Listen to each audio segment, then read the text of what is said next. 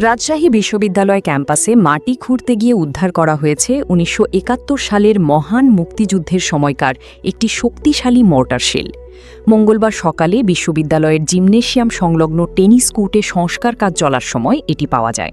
পরবর্তীতে প্রশাসনের উপস্থিতিতে জনমানবশূন্য স্থানে মর্টার শেলটি সফলভাবে নিষ্ক্রিয় করে পুলিশের বোম ডিসপোজাল ইউনিট।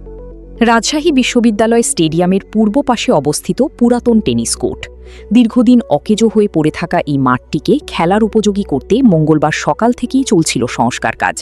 মাটি খুঁড়ে মাঠ সমান করার সময় শ্রমিকদের কোদালে হঠাৎ বেজে ওঠে ধাতব শব্দ। তারা দেখতে পান মাটির নিচে চাপা পড়ে আছে সিলিন্ডার আকৃতির এক অদ্ভুত লোহার বস্তু। খবর পেয়ে দ্রুত ঘটনাস্থলে পৌঁছায় বিশ্ববিদ্যালয় প্রশাসন, পুলিশ ও গোয়েন্দা সংস্থার সদস্যরা। পরীক্ষা নিরীক্ষা শেষে নিশ্চিত করা হয় উদ্ধার হওয়া বস্তুটি একটি শক্তিশালী মর্টার শেল, যা ৭১-এর স্বাধীনতা যুদ্ধের সময় থেকেই সেখানে পরিত্যক্ত অবস্থায় ছিল। বিশ্ববিদ্যালয়ের প্রক্টর জানান, এর আগেও ক্যাম্পাসের বিভিন্ন স্থানে এ ধরনের বিস্ফোরক উদ্ধার করা হয়েছে। স্বাধীনতা যুদ্ধের সময় এখানে নানা রক্তক্ষয়ী সংঘর্ষের ঘটনা ঘটায় ক্যাম্পাসের মাটির নিচে আরও এমন মর্টার শেল বা মাইন থাকার সম্ভাবনা উড়িয়ে দিচ্ছে না কর্তৃপক্ষ।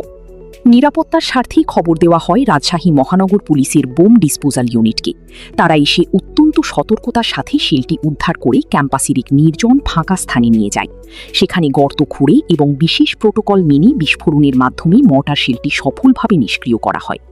নিষ্ক্রিয় করার সময় যাতে কোনো দুর্ঘটনা না ঘটে সেজন্য পাশের রেল লাইন দিয়ে ট্রেন চলাচল সাময়িকভাবে সমন্বয় করা হয় এবং সাধারণ মানুষকে নিরাপদ দূরত্বে সরিয়ে দেওয়া হয়। বিশ্ববিদ্যালয়ের প্রক্টর এবং পুলিশ প্রশাসনের ঊর্ধ্বতন কর্মকর্তাদের উপস্থিতিতে দুপুর নাগাদ সম্পূর্ণ হয় এই প্রক্রিয়া। ক্যাম্পাসে ভবিষ্যৎ নির্মাণ কাজের ক্ষেত্রে এমন অনাকাঙ্ক্ষিত পরিস্থিতি মোকাবিলায় সংশ্লিষ্ট সবাইকে সতর্ক থাকার পরামর্শ দিয়েছে প্রশাসন।